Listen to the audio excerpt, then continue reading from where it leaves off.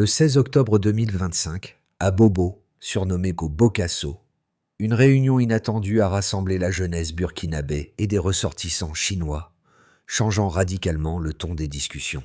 Deux évidences se sont confrontées. Des décennies de démocratie aux résultats maigres. Maigres, face à un modèle méritocratique observé pour comprendre, non pour copier. Alors, que signifierait pour chacun l'idée qu'Ibrahim Traoré écoute, compare, puis redessine les règles pour une trajectoire plus lisible? Un pays teste ses hypothèses, avant de graver son prochain cadre.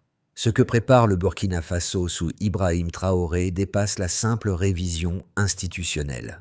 L'enjeu n'est pas d'emprunter un modèle étranger, mais de concevoir un système qui réponde enfin à la question cruciale.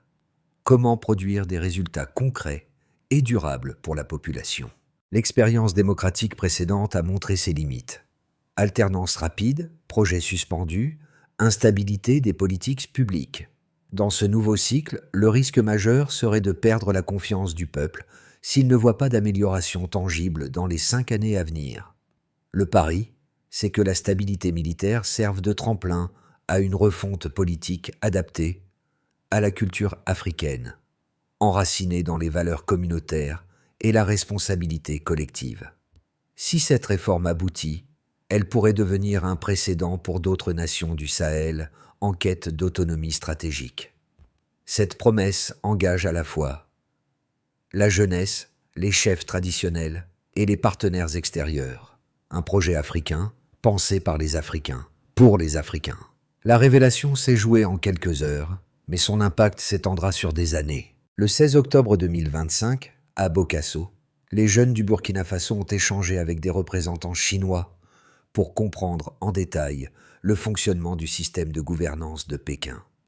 Ce n'était pas un simple séminaire diplomatique. Cette rencontre traduisait une volonté d'étudier les structures qui ont permis à la Chine de sortir plus de 800 millions de personnes de la pauvreté en 4 décennies. Les organisateurs burkinabés ont précisé d'emblée qu'il ne s'agissait pas de copier ce modèle, mais d'en extraire les mécanismes adaptables à la réalité locale. Sous la direction d'Ibrahim Traoré, l'État expérimente une phase transitoire de 5 ans, sans opposition politique classique, afin de reconstruire la confiance entre le gouvernement et les citoyens. Dans les démocraties précédentes, chaque alternance électorale effaçait les chantiers de la précédente, paralysant le progrès. Ce constat a conduit à une interrogation plus profonde. Faut-il persister dans un système où la popularité l'emporte sur la compétence, ou inventer un mode de sélection fondé sur les résultats mesurables? Cette question, posée publiquement lors de la rencontre, a bouleversé le débat régional. Car au-delà du Burkina Faso, c'est toute l'Afrique de l'Ouest qui observe. Dans les coulisses, les jeunes leaders, les chefs religieux et les universitaires esquissent déjà les contours d'un modèle africain de gouvernance, plus pragmatique, moins partisan et profondément enraciné dans la culture locale. Ibrahim Traoré, en initiant ce dialogue, tente d'ouvrir une brèche entre passé et futur, entre héritage colonial et souveraineté renouvelée. Au cœur de cette mutation, plusieurs figures jouent un rôle essentiel. Ibrahim Traoré incarne la volonté de rompre avec les schémas importés, sans rompre avec le monde. À ses côtés, les jeunes intellectuels burkinabés forment des cercles de réflexion inspirés du modèle méritocratique chinois, qu'ils traduisent en concepts adaptés à leur réalité. Compétence, discipline et loyauté envers la nation. Ce noyau d'acteurs vise à démontrer qu'une autre forme d'élite peut émerger, issue non des urnes, mais du mérite et du service. L'un des premiers effets visibles de cette approche est la revalorisation de la formation publique. Des programmes pilotes de leadership communautaire ont été lancés dans plusieurs provinces. Les observateurs y voient la main d'un pouvoir qui cherche à éduquer avant de gouverner. Pour Traoré, il ne s'agit pas de créer une technocratie fermée, mais de reconstruire le lien entre compétences et responsabilité, brisé par des décennies de rivalité partisane. Ces initiatives, bien que modestes, redessinent le paysage civique. Elles réveillent un espoir prudent, celui qu'un État africain puisse enfin se développer sans s'auto-saboter à chaque élection. Le Burkina Faso devient ainsi un laboratoire politique où les citoyens eux-mêmes testent la cohérence entre discours et résultats. Une question demeure pourtant ouverte. Cette expérience pourra-t-elle résister à la tentation du pouvoir? Tout a commencé par un constat simple mais brutal. Après plusieurs cycles démocratiques, le Burkina Faso stagnait. Ibrahim Traoré, observant l'inefficacité du système électoral hérité, a décidé d'en suspendre le fonctionnement pour ouvrir une transition expérimentale de 5 ans. La séquence s'est déroulée selon un enchaînement précis. Agitation politique en 2024, montée du mécontentement populaire, puis décision officielle en 2025 d'organiser un dialogue national sur la refonte du modèle de gouvernance. Le 16 octobre 2025, ce processus a pris forme à Bokasso. Des représentants de la jeunesse, des chefs coutumiers et des diplomates chinois se sont réunis dans une salle modeste, mais symbolique. Le but, comprendre le système chinois de sélection des dirigeants et l'adapter sans limiter. Les échanges furent directs, parfois vifs. Chacun voulait savoir si la méritocratie pouvait remplacer le suffrage universel sans trahir les principes africains d'équité et de communauté. Ibrahim Traoré, intervenant à distance, a souligné que le problème de la démocratie africaine ne résidait pas dans le concept, mais dans sa captation par des élites opportunistes. La réunion a aussi permis de clarifier le rôle du peuple. Loin d'être exclu, il est appelé à participer aux consultations locales pour définir les critères de compétence. Les participants ont convenu qu'un modèle hybride pourrait émerger. Un conseil national de sélection associant militaires, civils et chefs religieux. En parallèle, le gouvernement a prolongé la période transitoire pour éviter une rupture brutale. À la suite de cette rencontre, plusieurs signaux concrets sont apparus. La relance des projets d'infrastructures suspendus, la réorganisation des circuits d'approvisionnement alimentaire et la mise en place d'un fonds pour la formation des cadres administratifs. Ces mesures ont renforcé la confiance populaire, même parmi les sceptiques. Pourtant, des tensions demeurent. Les défenseurs du modèle démocratique classique craignent que cette expérimentation n'ouvre la voie à une autorité sans contre-pouvoir. Traoré, conscient du risque, a insisté sur la nécessité de transparence. Chaque phase doit être évaluée, chaque décision justifiée. Dans les rues de Ouagadougou, les débats s'animent. Certains y voient une renaissance africaine, d'autres une dérive autoritaire. Mais une chose est sûre, le Burkina Faso, sous la conduite d'Ibrahim Traoré, ne reviendra pas en arrière. Ce pays, jadis observateur, est devenu un acteur central du débat continental sur la gouvernance post-démocratique. Les chiffres témoignent désormais d'une nouvelle orientation politique au Burkina Faso. Selon les données publiées par le ministère de l'Économie en septembre 2025, les investissements publics ont augmenté de 28% par rapport à l'année précédente, concentrés sur l'agriculture, les infrastructures et la formation technique. Ce changement marque le point de départ d'une transformation structurelle. 6 mois plus tard, les indicateurs montrent des progrès significatifs. La productivité agricole a augmenté de 17% et les importations alimentaires ont diminué de 11%. Ces améliorations traduisent une réorientation claire, privilégier l'autosuffisance et la transformation locale plutôt que la dépendance aux importations subventionnées. Dans les provinces rurales, les coopératives bénéficient d'un appui logistique inédit.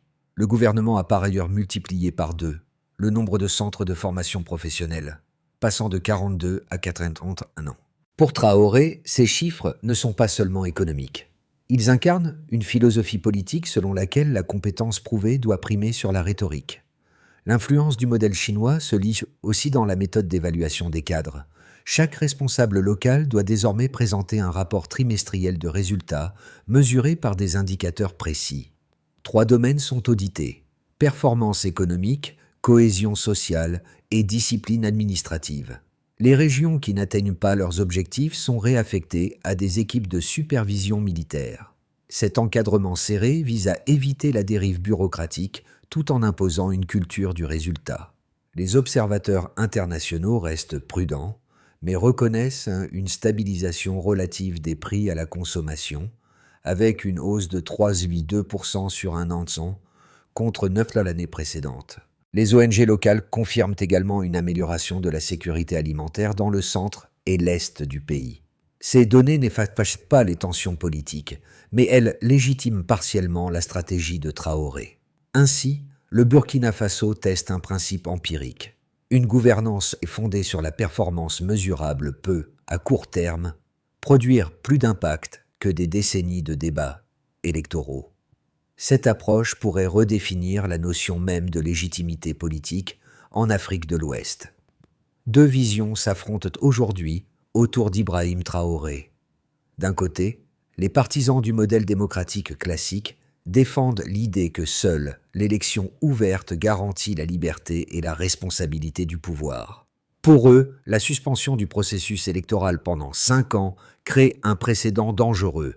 Sans contrepoids, la stabilité peut rapidement devenir immobilisme. De l'autre, les défenseurs du projet actuel rétorquent que la démocratie, telle qu'elle a été pratiquée, a produit des décennies de stagnation, de corruption, et d'ingouvernabilité. Ils citent ensuite les chiffres récents. Malgré plus de 10 scrutins en 30 ans, la pauvreté reste supérieure à 36% et la dette publique a doublé en une décennie. Les partisans de Traoré avancent un argument central. Il faut du temps pour reconstruire une nation brisée par l'instabilité. Ils affirment que la performance économique observée depuis un an, croissance de 4,8%, hausse de la production agricole et amélioration des routes, prouve que la continuité sans lutte partisane permet des résultats concrets. Pour eux, la démocratie ne doit pas être rejetée, mais repensée. Les plus critiques, eux, soulignent que cette expérimentation dépend trop d'un seul homme. Ils rappellent que l'histoire africaine est pleine d'exemples où des régimes transitoires sont devenus permanents. Sans mécanisme de contrôle, disent-ils, le risque de dérive autoritaire persiste. La réponse de Traoré reste mesurée. Il ne nie pas ces risques, mais insiste sur la transparence et l'évaluation par les résultats. Chaque institution, affirme-t-il, sera jugée sur sa capacité à améliorer la vie quotidienne des citoyens. Dans ce dialogue tendu mais rationnel, le Burkina Faso construit peu à peu une théorie politique nouvelle, celle d'une responsabilité sans élection, fondée sur la compétence et la preuve. Rien n'est figé, a déclaré Ibrahim Traoré dans un discours bref mais incisif. Cette phrase marque le pivot du projet burkinabé. Il ne s'agit plus de copier un modèle étranger, mais de créer une mécanique institutionnelle souple, capable d'évoluer selon les résultats. Ce qui émerge, c'est la naissance d'un consensus inédit. Les chefs coutumiers, les jeunes leaders et les cadres civils s'accordent sur la nécessité de bâtir un système d'évaluation continue, plutôt qu'une alternance automatique. Ce choix transforme la nature du pouvoir. Gouverner devient un processus mesurable, non un privilège. Pour Traoré, c'est ici que se joue la légitimité nouvelle, celle qui découle de la compétence prouvée, non du vote symbolique. L'expérience chinoise inspire la méthode, mais la finalité reste africaine. Adapter la rigueur au contexte communautaire, transformer la loyauté en moteur collectif. En ce point médian, la transition burkinabé cesse d'être une expérimentation pour devenir une école politique ouverte. Sur le plan international, la perception du Burkina Faso a changé. D'État instable, il devient un partenaire d'expérimentation politique. Les diplomates africains observent avec intérêt une gouvernance où la compétence prévaut sur les campagnes électorales. Plusieurs pays sahéliens ont d'ailleurs envoyé des délégations pour comprendre cette voie burkinabé. Dans le domaine économique, les réformes produisent leurs premiers résultats. Le secteur agricole, qui emploie plus de 70% de la population active, connaît une hausse moyenne de 15% des rendements depuis la réorganisation des coopératives.